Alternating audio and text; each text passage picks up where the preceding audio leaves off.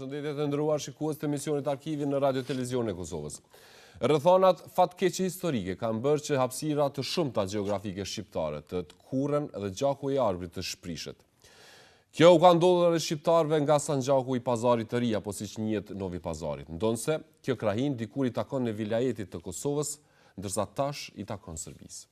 Shkëputja nga trungu etnik në shekullin e fundit u ka kushtuar shtrejt qindra mijëra shqiptarëve nga rrafshnalët e Peshterit, të cilët u takojnë kryesisht fisëve Kelmend, Hot dhe Kuq. Ata në pamundësi të komunikimit të shlirshëm me bashkëkompasit e vet, dal nga dal kanë humbur traditat, gjuhën dhe zakonet që kishin, duke u tjetërsuar në bosnjak dhe të tjerë. Interesimi i vazhdueshëm i publikut ka bërë që një ekip i Radio Televizionit të Kosovës së fundmi të qëndrojë në këtë anë. Për 3 ditë radhazi, ata kanë vizituar vendbanime të ndryshme ku jetojnë shqiptarët e Sanxhakut. Lokalitete që administrativisht u takojnë komunave të Novi Pazarit, Tutinit dhe Sjenicës. Si gjallojnë shqiptarët këndej pari? Çfarë hallesh kanë? Sa e flasin gjuhën e të parëve? Si ndjehen tash? Dhe shumë çështje të tjera do të mund të ndjekim në reportazhin të cilin është realizuar në terren nga ekipi i emisionit Arkivi. Ndërsa para se të ndjekim këtë dhe një material arkivor më të hershëm, në studio kam kënaqësinë që të kem Ismet Azizin, kryetarin e shoqatës Kosova për Sanxhak. Mirëmbrëma dhe mirë se erdhe. Mirë se u gjeta. Atëherë kur e përmenda këtë rrafshnal të Peshterit, dihet që kjo pjesë është tjetërsuar dhe nga Kosova i ka kaluar Serbisë. Cila aktivisht merreni me shqiptarët e Sanxhakut dhe cili është roli i shoqatës që e keni momentalisht?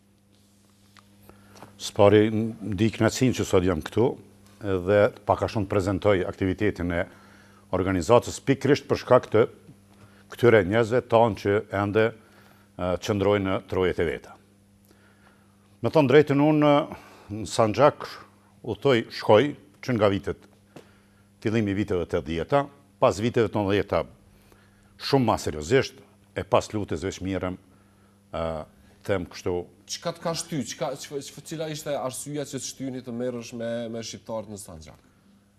Po shkurja e parë, kur kum hy në atë treva atje, kum pa që është një region që gjithçka është e njëjtë përveç gjuhës. Veshja, tradita, pikpritja, sjellja, kultura, jeta familjare, darsmat, ahengjet. Të gjitha janë njësoj. Të gjitha janë njësoj. Asgjë nuk i dallon prej. Përveç që të ta disa në shumicën e familjeve është humb gjuha, por megjithatë nëse i mbyll vesh dhe i shikon atë nuk i di si ku. Atë mendon se janë në Rrugovi, janë rreth Dugaxhinit, qartë. Natyrisht në komunikim me sipër edhe përmes Facebookit, sepse kemi qenë në komunikim me sipër për gjithë interesimin që është shfaqur pas shfaqjes së Peshterit, pjesës së parë, ku shihen shqiptarët atje në aton. Emisioni Arkivi natyrisht ka materiale tjera nga kjo anë dhe natyrisht do t'i transmetojmë. Ju ishit pjesë edhe ekipit të RTK-s që shkuat bashkë atje. Si kaluat atje? Po ishte kënaqësi. Emisioni i parë që ju e keni emituar, ai ka qenë diçka një gjë që ka ndodhur shumë është pritur mirë. Unë në kontakt me ta, po them me net të tëra, kemi të zgjuar, kemi komuniku, janë faleminderu, janë paraqit njerëz të ri, prej gjitha aty në viseve, ku është pa çdo sken që është emitu, sepse unë në portalin e organizatës e kom ngarku me njëherë, edhe janë paraqit njerëz shumë, janë faleminderu shumë, kështu që është një mirë edhe një krah, ne keni dhënë një krah madh dhe organizatës, e cila nuk i ka as 2 vite, por ka bërë shumë. Mirë, do të kemi rastin të diskutojmë pak, por natyrisht që emisioni Arkivi nuk do të ishte interesant pa material të arkivore. Në një material pra që tjetër, nga ai që është emituar apo transmetuar para 3 javë për Peshterin, sonte do të keni mundësinë të ndjekim materialin e vitit 1980, motive nga Peshteri, punuar nga gazetari Ibrahim Bayraktari. Ky dokumentar pos tjera është paraqet jetën e përditshme të banorëve lokale dhe problemet e tyre jetësore. Do të shohim pamje të kohës ku kryesisht bien në sy banorë me veshje shqiptare. Po ashtu, ky dokumentar prezanton edhe një tubim të madh të banorëve të krajinës së Peshterit që shoqërohen me programe kulturore dhe gara kuajsh. Pra të shohim këtë material, motive nga Peshteri vitin 1980 dhe pastaj do kthehemi prapë në studio.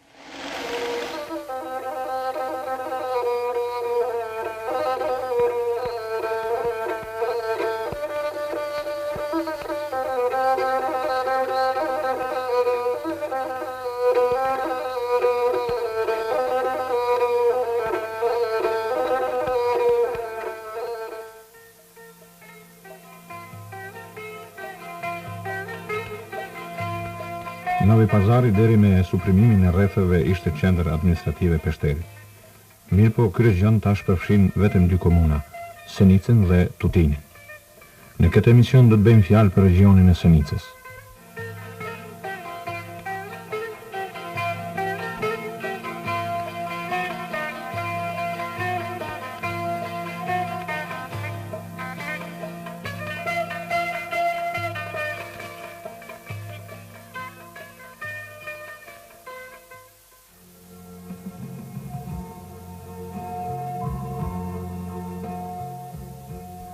Nga Novi Pazari në drejtim të Senicës, duke ndjekur një rrugë gjarprore, se pari arrim në vendbanimin e quajtur Duga Polana.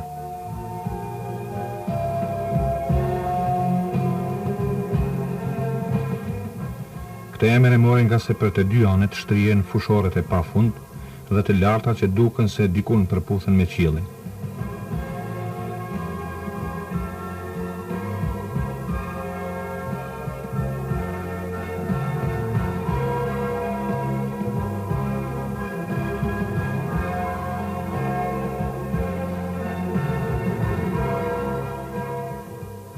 Për ka sipërfaqe hapësinore, Senica është ndër komunat më të mëdha në Republikën Socialiste të Serbisë dhe ndër ato më pak të zhvilluarat. Shfletojmë këto shënime derisa vazhdojmë rrugën e për Duga Polan. Sa më shumë ecim kësaj rrugë bishkatare, rreth nesh plot kontraste klimatike.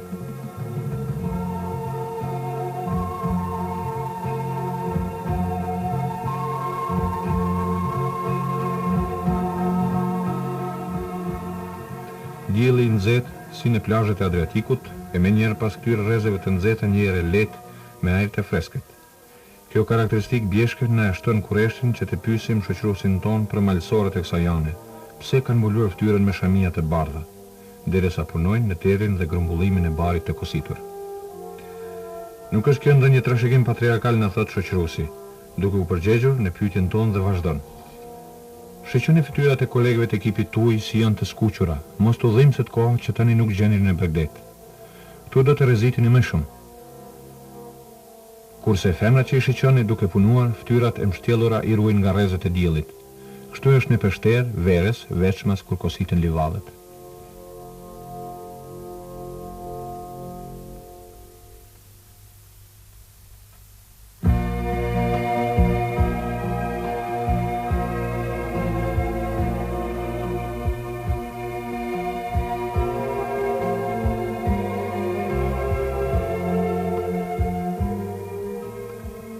Në Peshter gjatë vitit ka vetëm 2 stin, vera dhe dimri.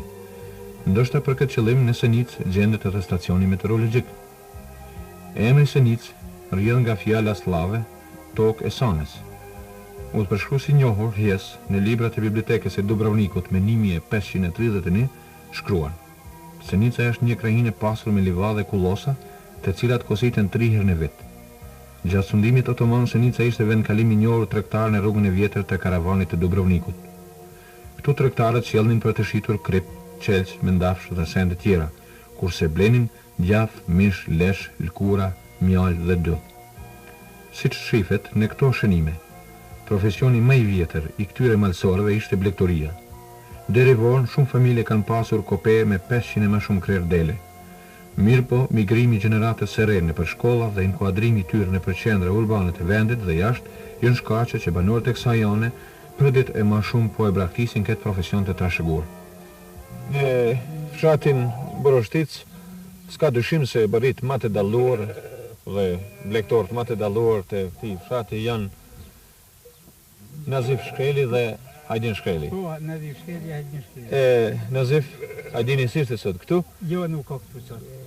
Sa keni bere, sa keni dele krejt? I kem 180 Hajdini, i kom 100 copa. Ti 100 copa. Tash është vera, pam se ishit tu kosit, tu siguru ushqimin për dimën. Tash jem po ushqim po bojmë po kosisem. Veç gati e keme kosit tash. Këtu po shohim që e kini ble dhe këtë... Kosaqicën. Po. Po e këto e kem le. Ju ndihmon sigurisht tash në fuqin punëtore. Me ton kosisem. Sa muni me kosit ndite me këto? Bogavi moda ka një 3 hektarë. 3 hektarë. Sa kosaçi ka zavendësu kjo? Majde kjo i kosit ka një 4 kosaqe, mirë. 4 kosaçe. Po, 4 kosaqe i kosit. Mirë, ti kthehemi prap deleve. Sa fitoni, ku e shitni qumshtin, leshin, këto, kush jo merë? Zadruga. Zadruga të i merë. Në gjën? Po, zadruga të i merë Leskova. Leskova për i shesem gjathin, kingjat i shesem Leskovës.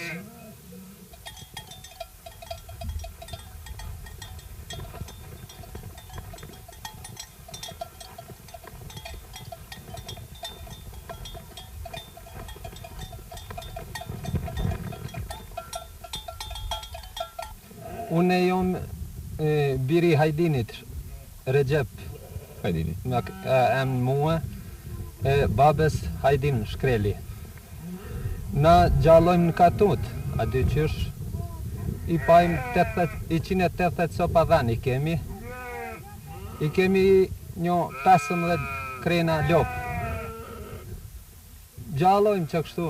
A keni në shkollë dikon, ju jeni ria? Ani unë jomi moj plaku, a di.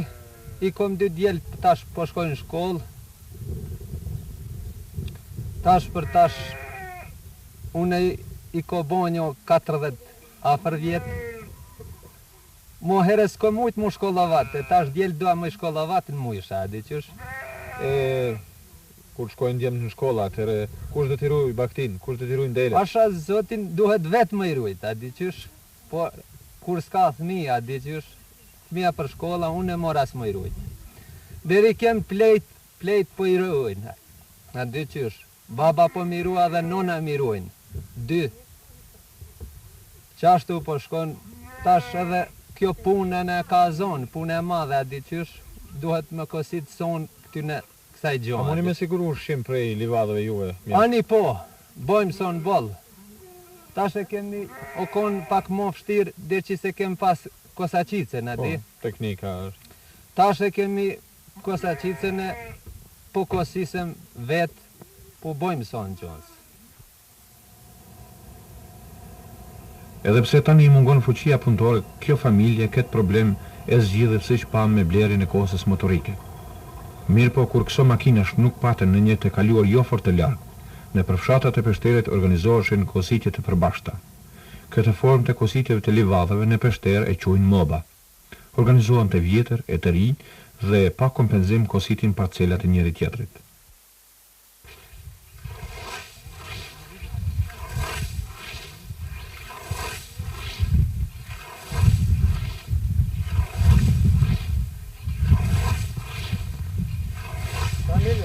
Të i dimojmë që ti njës me i kosit qëtë. E unë i kom 2 vjetë, 50 vjetë që me kosit.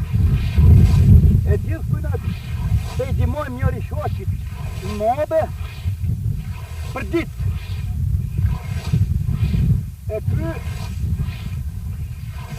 do të me ka madhë me i dimu mirë, e mirë të i kosisëm, e në ka qitë me hogër mirë, e bukur, e në ka pritë mirë.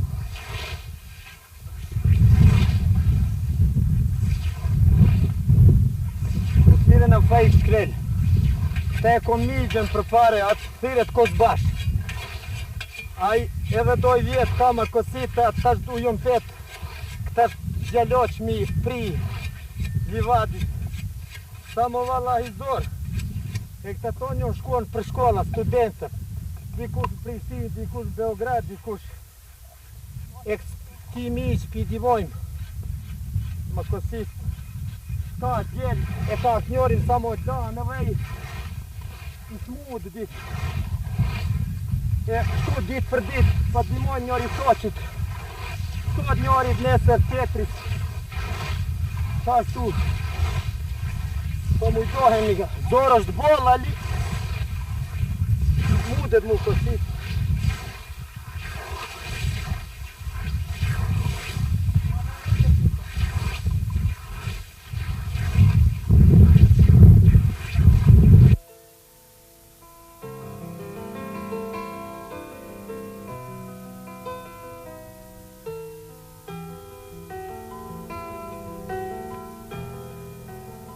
Kështu i kalojnë pushimet verore studentët dhe punëtorët e Peshterit.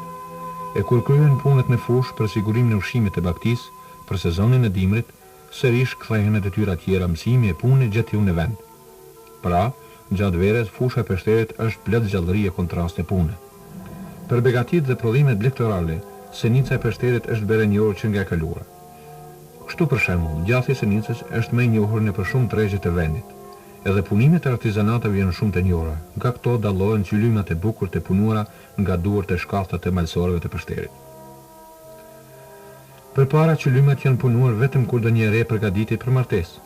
Mirë po me hapjen e punkteve grumbulluese të prodhimeve blegtorale e të tjera, punimi i artizanatave është më i madh u mor vesh për treg. Këto prodhime i grumbullon kombinati bujqësor Peshteri Senicës dhe i plason në vende gjetiu, pra Gjermani, Francë dhe Itali. Këto dhe shumë të tjera që po i zem dhe do t'i zem në gojë në këto emisione, patën ndikim të rëndësishëm në transformimin gjithëmshëm të këtij regioni.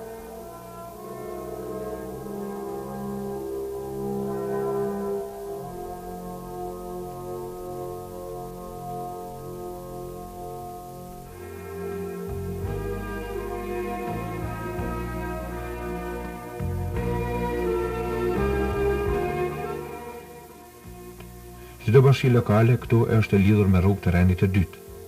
Rrafshlarta e Peshterit llogaritet se është më e pasur me ujë ranen toksore. Mirë po uji këtu mungon sidomos gjatë verës nga se shumë burime shterën. Këtë mungesë tani në Peshterin e Ult e ndjejnë banorët e bashkisë lokale në Delimegje. Disa prej fshatrave të kësaj bashkësie kanë hapur bunare, të cilat her pas here shterën gjatë verës së thatë.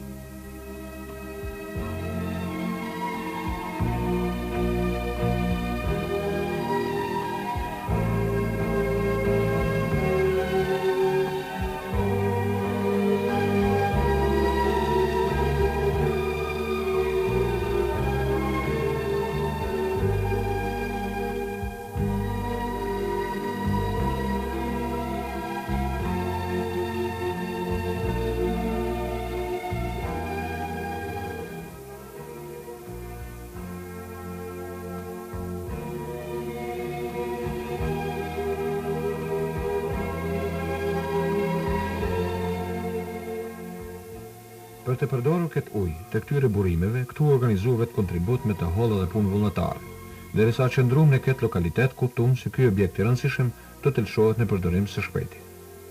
Edhe në bashkinë lokale të Razhdagines derivon që problemi ujë përpije, e tani edhe kjo është zgjidhur. Për këtë ja që ka refen njëri nga aktivistët e dalluar. Para 10 vitesh organizuam aksion të sjellim rrymen elektrike me vetë kontributin 5 vjeçar prej 12.5% nga të ardhurët katastrale. Pra rrymen e sollëm dhe tani çdo familje e ka të instaluar në shtëpinë e vet. Pastaj kemi punuar shumë edhe në ndërtimin e rrugëve. Kemi ndërtuar rrugën kryesore prej 8 kilometrash. Para 6 vitesh kemi sjell edhe ujin në fshatin tonë, por tani kjo sasi nuk është e mjaftueshme vetëm. Për këtë vetë kam qenë organizatori i këtij aksioni, vetë kam projektuar planin e ujësjellësit e tjerë. Kemi të qurë se ju keni ndihmuar edhe bashkinë lokale fqi për instalimin e rrymes.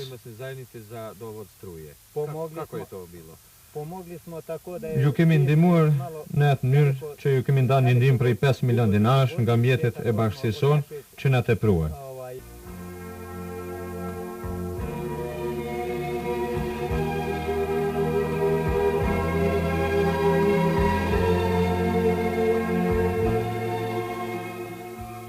Rreth mungesës së ujit në Peshter janë thurur shumë legjenda duke ndëruar për ujin e pijes. Njerëzit e kësaj ane kanë esur edhe nga 20 kilometra për të sjellë ujë me kuaj në shtëpitë e tyre. Uji atë botë ishte më i shtrenjtë se mjalta e klyni. Ndër legjendat e shumta, edhe sot në popull flitet për atë të Gjergj Elez Alis, trimit të shumë kengëve popullore, i cili zbuloi një burim të ujit. Burimi gjendet afër fshatit Braçak, ku gjendet edhe një liçe. Legjenda thot: Gjergje Lezaliu, pas shëtisë që e beni në përpeshter, me kalin e tij duke kërkuar ujë, i lodhur dhe i raskapitur, i afrohet një guri të madh dhe ashtu i zemëruar i bie me shpatën e tij, prej të cilit filloi të rrjedh ujë.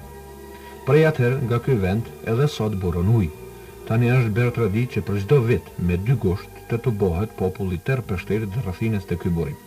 Vinë këtu të rinjt e të vjetrit e të gjitha anëve të Peshterit dhe ata me larg, të cilët përkohësisht janë të inkuadruar në botën e jashtme. Gjenerata e re, e cila vjen këtu më shumë se të tjerat, nuk i beson kësaj gëdhane për Gjergje Lezaliu, por i besojnë dashurisë se zonë këtu dhe siç thonë, për çdo vjet këtu lidhen nga 10 deri në 15 martesa nga takimi afër liçenit. Prandaj këtë ndryshe e quajnë ujë dashurisë së të rinjve. Të moshuarit vinë të takohen me të afërmit e tyre. Shpesh në këtë tubim janë organizuar edhe gara të ndryshme, e sidomos gara vrapime me kuaj.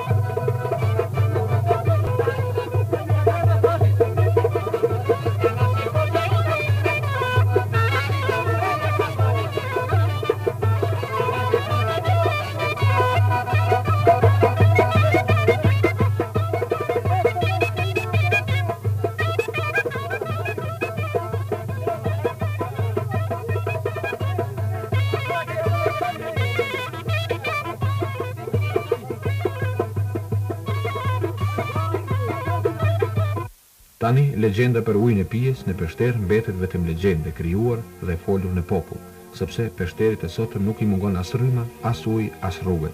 Ndryshimet pozitive janë të mëdha dhe prezente në çdo anë të komunës së Senicës. Edhe shtëpitë e dikushme me kasht tani ndërtohen nga material i fortë. Nuk janë të rralla ato shtëpi të ngritura gjysma prej guri e gjysma prej druri. Kjo jep një pamje të rralla të bukur të arkitekturës popullore të Peshterit me interjer mjaft interesant.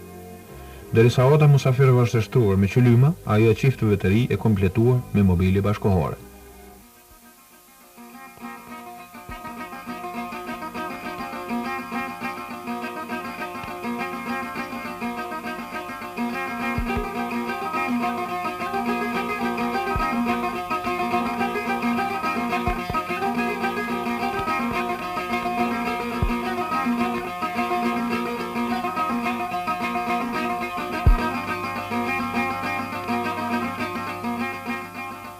Në për çdo shtëpi vërejën rezerva të mëdha të artikujve. Këtu është bjeshk, duhet të gjendet çdo gjë që është e nevojshme për jetën, prandaj blej më shumë edhe për shumë ditë e muaj sigurohemi. Na thon malësorët të kësaj jone.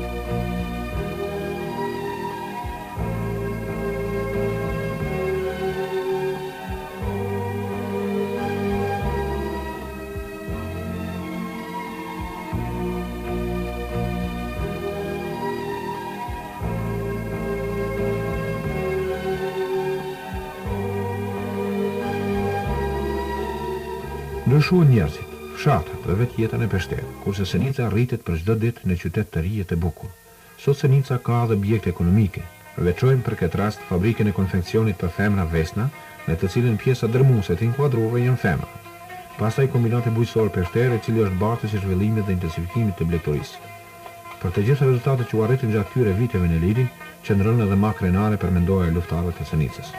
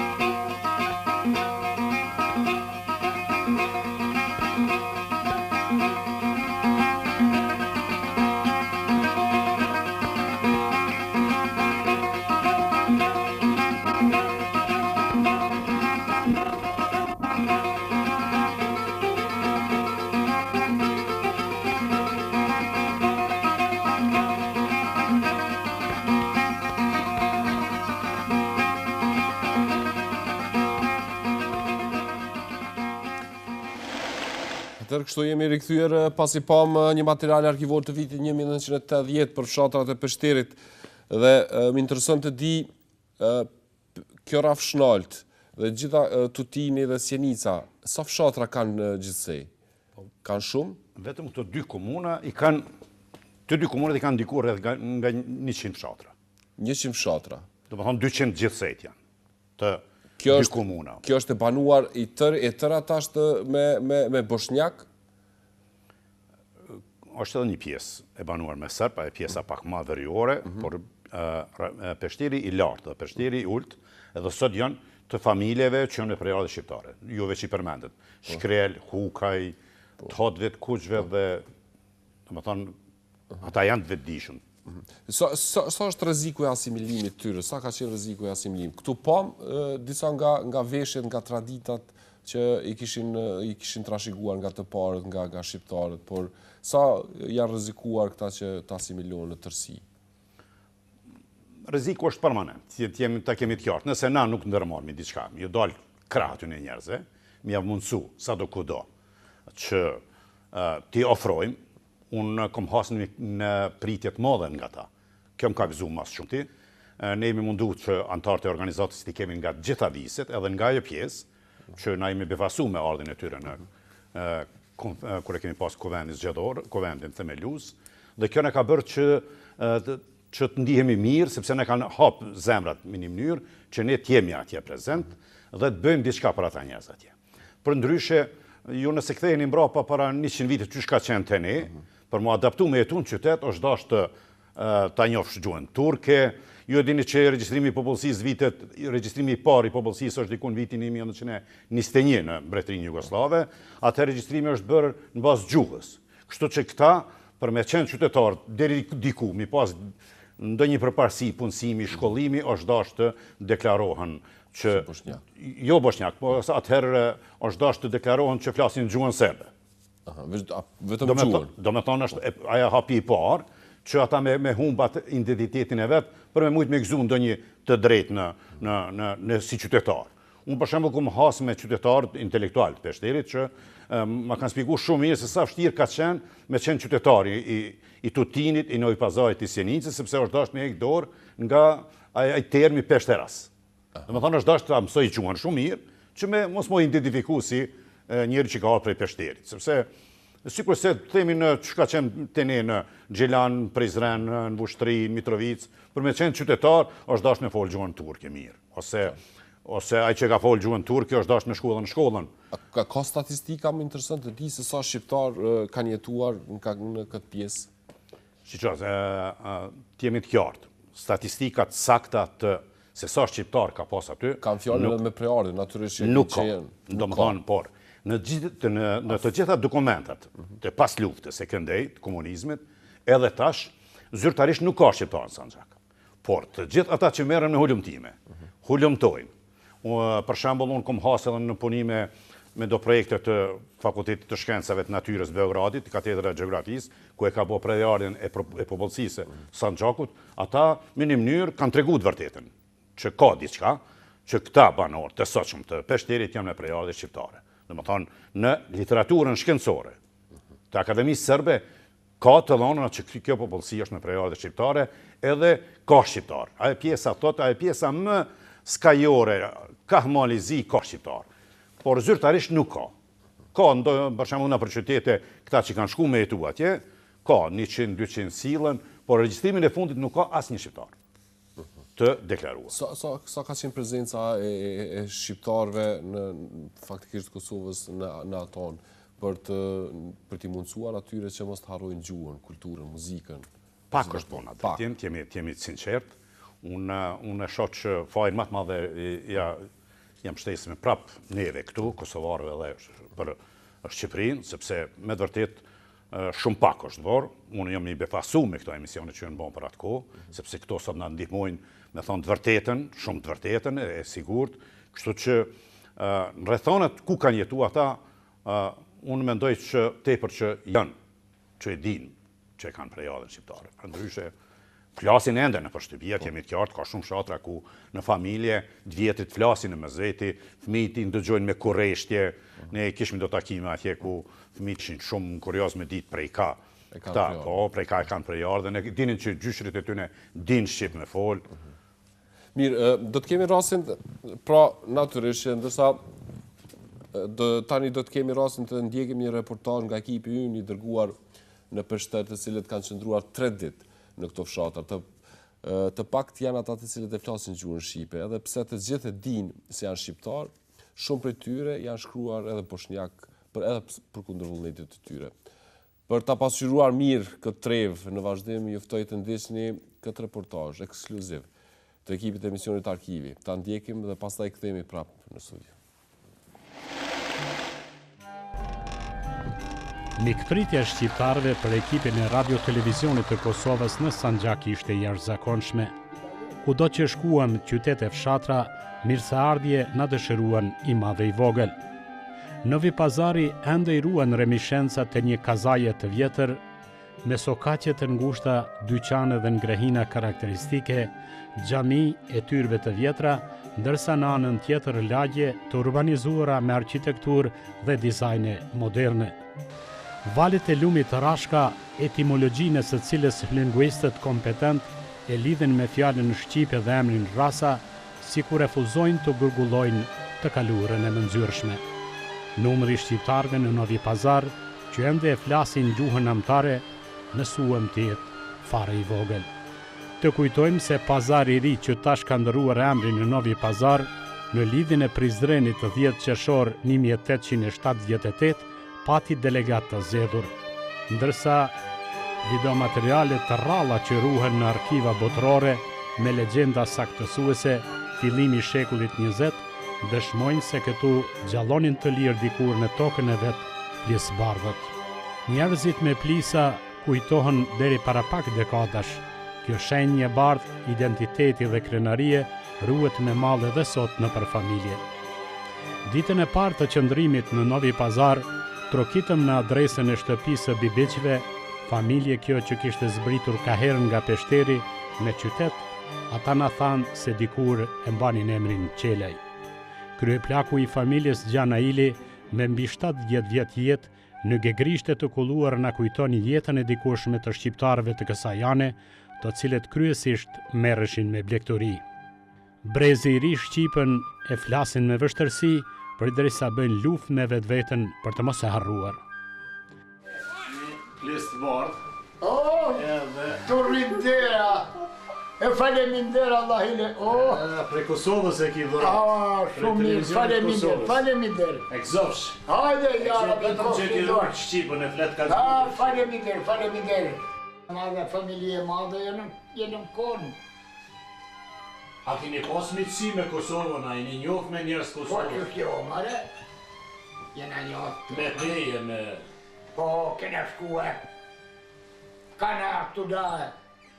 Kena pas po bratima pej Kosove, t'jon shime.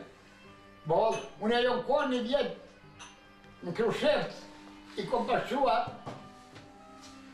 Dhashte i kom timnua nuk u bo sona t'u da. Jon kërën i damu ma kërë të i vlasdime, e i kom pashua të se so pazem, të sa dit binaku jon konë Krushevc. E Dubovik? Dubovik, jon kërën Duboviku gatë Krushevcit. A ke njoh të kanë Po Dubovik? shjo Zekën e Hajjalin e Beqirin e... i Mershalën e... Po me rujta dhe me. Jo, da me rujt mire, Jete. ali me rujt si syt m'balë. Edhe qyre du me pasi po i gjetë. Shumë faleminderit. I da jetë ku po punon ti? Unë punon në Gjermani. A ke rujtu Shqipën, a ke mësu Shqipën? A kem po, unë po kupton shumë, nuk fol shumë. A ki qef në mësu? Pa s'mundesh me dhonë për gjithë. Po. Unë si djalë unë ka sus, Shqip, prej rrugëve. Po si se ndosh ovo dhe u pazar, s'ka kontakt, veç boshnakish. Fmita dim Shqipën? Djallë po. Ka pak. Ka pak. Unë nuk kupton kret.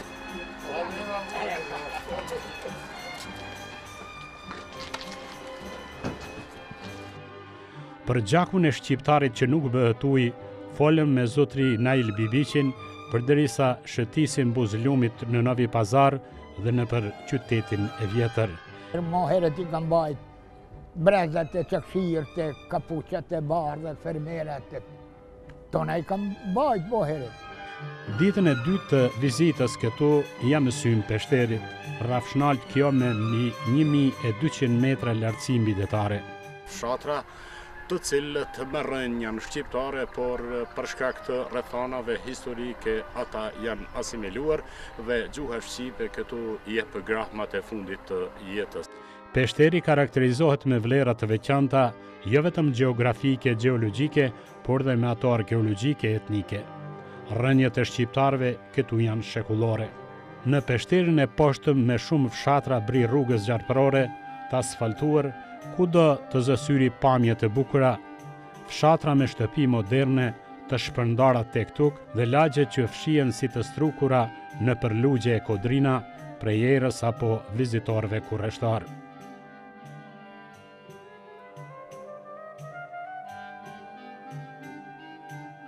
Kopet delesh lop me këmbana, tufa, hergelesh, si kur janë gëzuar kësaj pranvere të hershme.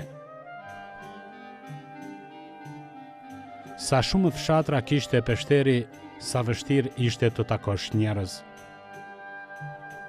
Panorama me mullare sane, shenjëzime këto rustikale që pa më dyshje grisin muzat e çdo piktori, ashtu si dhe kolibet karakteristike të mbuluara me kasht, po dhe ato prej druri që mbjetojnë vetëm në Peshter dhe askund tjetër në Ballkan. Të kalosh në Peshterin e epërm nuk e kemi lehtë as me automjetin e RTK-s dedikuar terrenit, për shkak se rruga mbi 20 kilometra është ende e pasfaltuar dhe përplot gropa. Gjatë dimrit na thanë kjo anë është plotësisht e izoluar, me reshje bore deri në 2 metra, me temperatura shpesh deri në minus 30 gradë Celsius.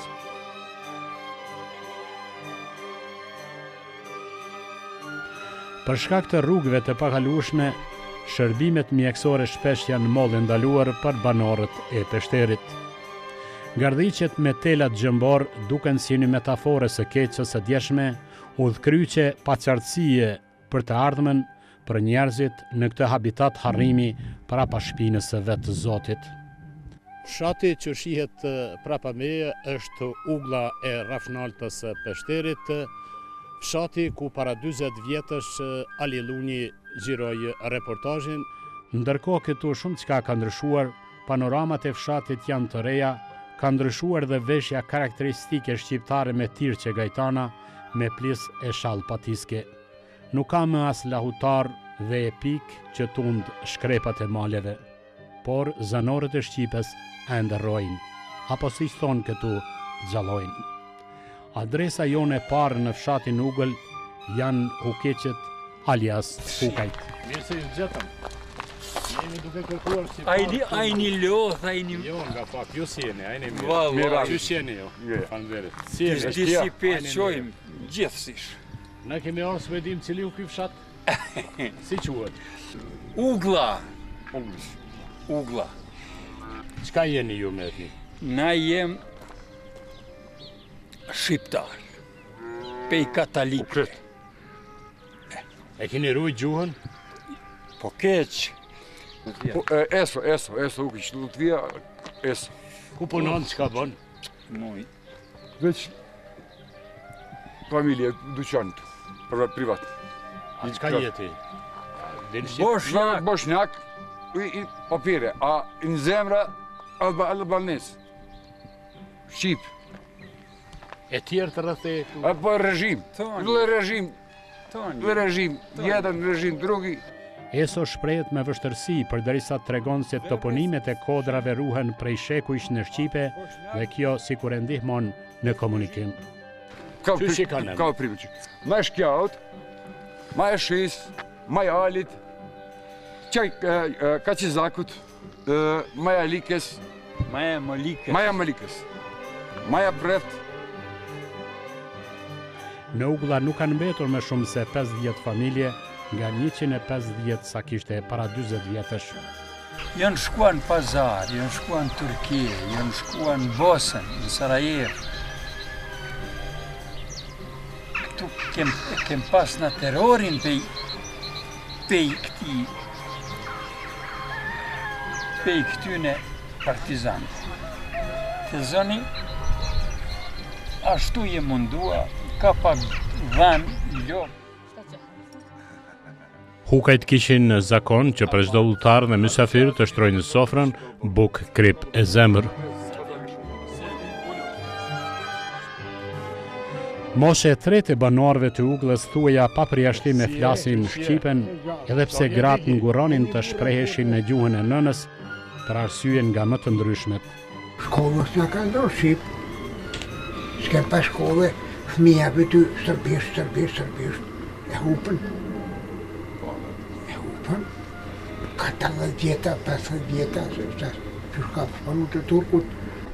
Shqiptari në kone ta shena kurdo. Ta mon qashtu. Ta kurdo. Ta s'pëguzojmë, zguzojmë mera me folë, kurgjo. Në familje tona flitet në herë Shqipja. Keq. Shumë e kena harru. Kena harru shumë. Pe boshakve marë, të nga fëmija të ashtu. E përpara që shokon të përpara? Përpara bëtë Shqip kam punë. Te pim ka kahve. Zoti dash bereqet, herën tjetër, jemi për ngut. Ajë ditën e mirë. Falënderët shumë. Falënderët.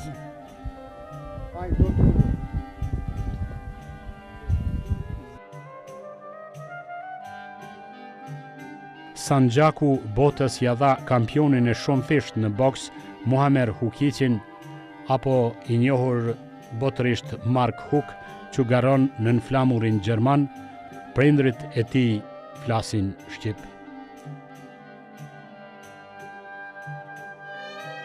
Borashtica është katundi që banohet kryesisht nga fisi shkrel, të cilët janë të njohur si blektor të vyshëm, njëkohësisht edhe arsimdashës.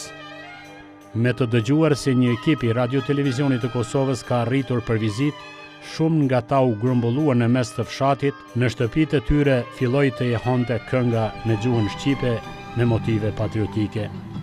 Arsimtari Nezir Shkreli jo vetëm mbante me krenari plisin e bardhë, por ishte intelektual i pari kësaj jane i deklaruar shqiptar. Tu jeni një fshat Borashtica. E këtu po gjallon krejt shqiptar.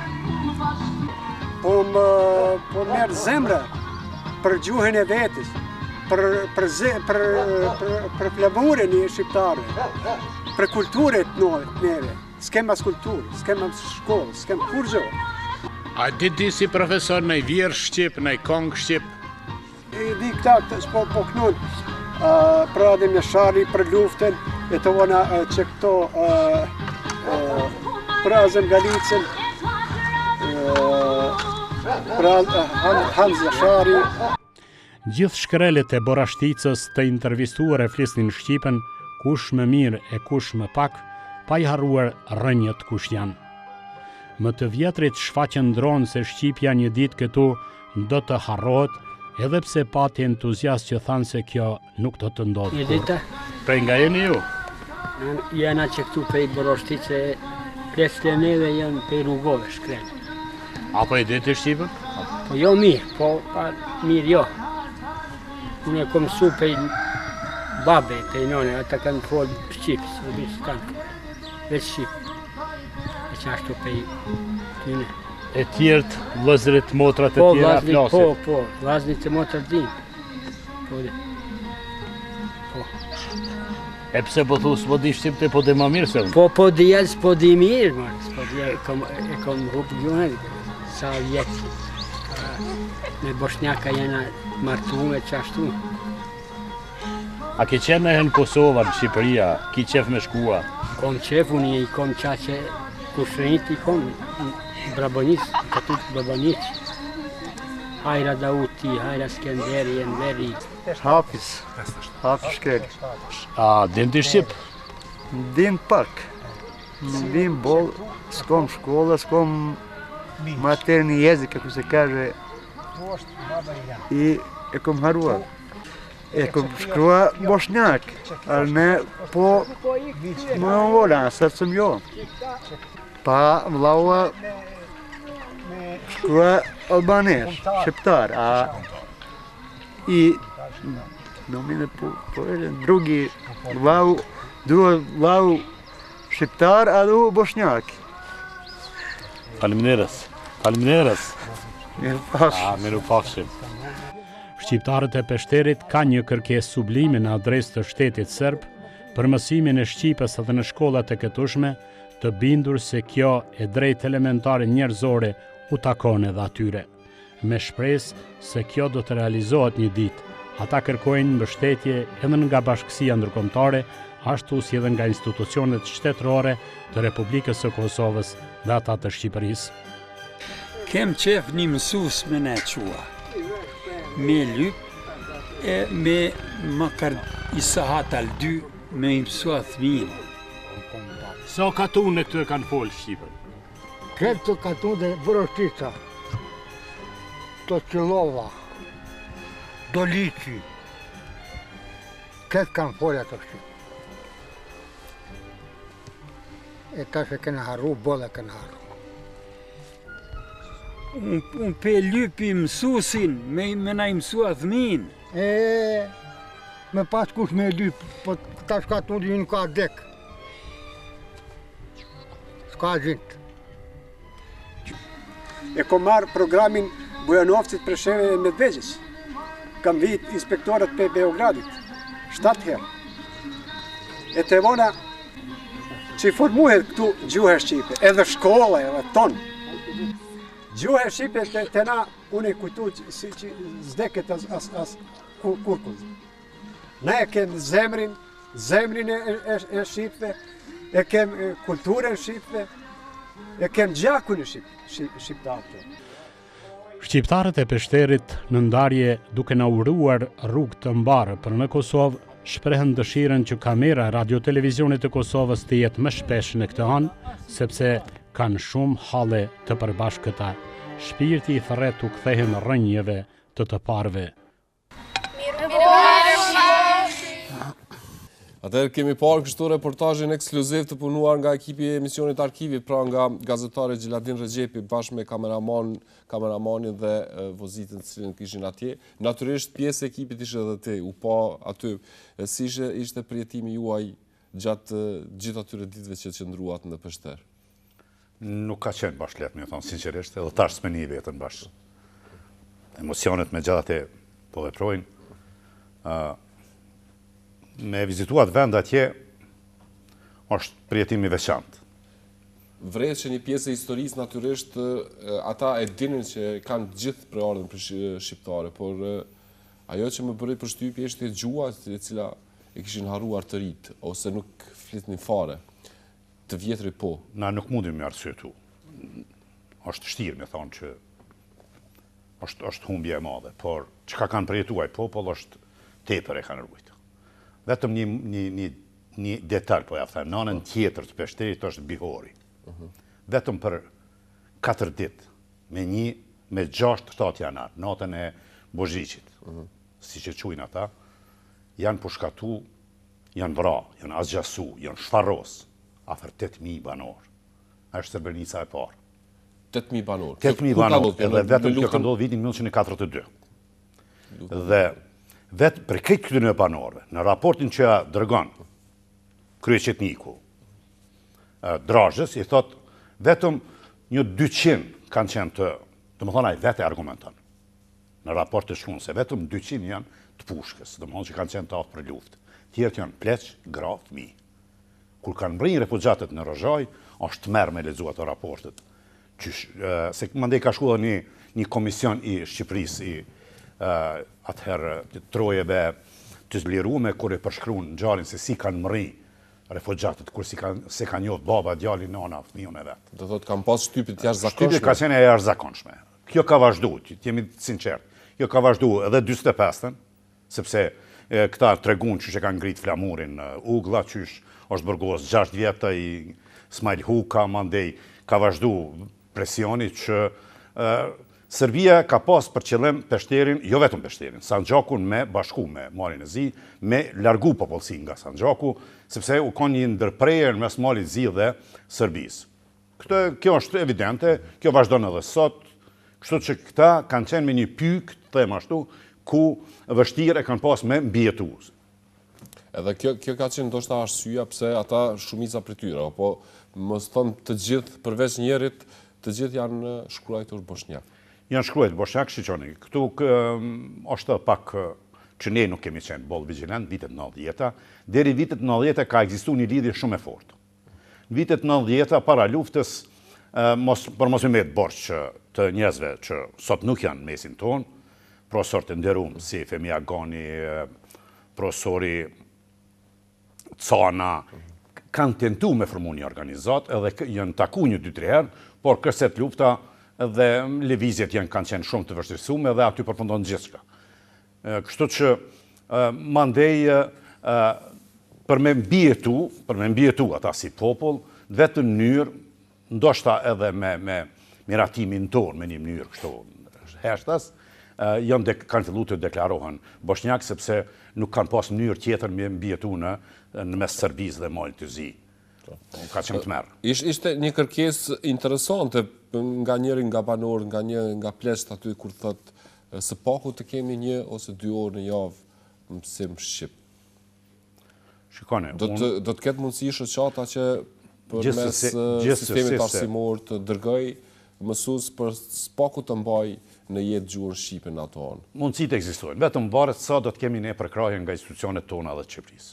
Unë thirrën të dyja, sepse unë kom arrit me hyj edhe te presidenti Nishani, vitin e kaluar, me apërcjell një përshëndetje nga Peshteri. Si vjetë kemi arrit me Këshillin Kombëtar Bosnjak me qenë edhe në musafir te presidenti Thaçi, kështu që në një mënyrë kanë lëviz sendet pak, unë shpresoj që kjo nuk është e paralizueshme, kjo është shumë lehtë, jemi sinqert, sepse ne si organizat jemi të parë që kemi arrit me nënshkruar një marrëveshje bashkëpunimi me Këshillin Kombëtar Bosnjak. Këshilli Kombëtar Bosnjak me një mënyrë është një institucion legal, i regjistruar. Është domethënë sipas kushtetutës së Serbisë, kështu që ne jemi antar të participues. Domethënë participojmë në mbledhjet e tyre, nuk kemi drejt vote, përndryshe gjitha të mundësitë i kemi të tyre, vetëm duhet që të ngritmi këtë çështje. Ata janë shumë të gatshëm, Këshilli Kombëtar Bosnjak në krye me Sulejman Uglanini janë shumë të gatshëm herën e fundit kur kemi pas takimin e fundit, janë gatshëm që të financojnë, të japin bursa dhe kredi për studentët që do të shkollohen në Universitetin e Prishtinës me qëllim që të mësojnë gjuhën shqipe dhe të kthehen të marrin mësim atje. Kjo nuk është e paralizueshme, sepse edhe unë kom pas rast me shumë shqiptare sot që jetojnë në qytetin e Novi Pazarit, sepse lufta ka ndikuar që gjatë kohës luftës në Kosovë, shumë familje që kanë pas kontakte me familjet në qytetin e Novi Pazarit, kanë gjetë shpëtimin atje, shumë treja janë martu atje, unë kam një evidencë 25 vajza treja në vitet 99-2000 janë martu atje, kanë kriju familjet e tyre shoqërohen në mes vetë, fëmijët e tyre flasin shqip, kërkesja e tyre është që t'ja mundsojmë, por t'ja them të drejtën nga ato kam mësuar se në aktivitetet shkollore ju ka ardhur një pyetësor nga Ministria e Arsimit të Serbisë, çka dojnë të merren me çfarë aktivitete mund të merren jashtë procesit mësimor. Në mesin e atyre aktiviteteve, ku është teknologjia informative, gjuhët e huaja, është edhe gjuha shqipe. Do me thonë, ne nuk po jemi gjendje të shfrytëzojmë as ato mundësit më të vogla që ju ofron sistemi arsimor në Serbi edhe institucionet në Sanxhak. Ata e kanë bërë vetë gjuhar shqipe? Vetë e kanë bërë gjuhar shqipe. Po, do me thonë, nxënësit kanë mund deklaru se duan të mësojnë si mësim shtesë gjuhën shqipe aktivitetet lira. Kështu që kjo nuk është e pamundur, kjo është shumë lehtë, vetëm ne duhet të gjejmë mënyra edhe të dërgojmë mësues atje. Mësimi zgjedhor, ta quajmë zgjedhor fakultativ, plotësues është shumë lehtë, nuk është diçka që s'mund të realizohet. Unë shpresoj shumë. Atëherë, faleminderit shumë, sepse kjo ishte koha parapar, pasi që kishim 2 materiale mjaft të ngjeshura dhe mjaft të gjata për të transmetuar. Kjo ishte koha parapar për bisedë. Të falenderoj shumë që ishte mysafir në emisionin Arkivi. Faleminderit, unë shpresoj që herave tjera do të më jepni mundësi pak më shumë. Do të kemi mundësi të bisedojmë prapë. Të nderuar shikues, kjo ishte tëra përgatitur për emisionin Arkivi. Emisionin Arkivi do të mund ta ndisni në kanalin tonë zyrtar në YouTube.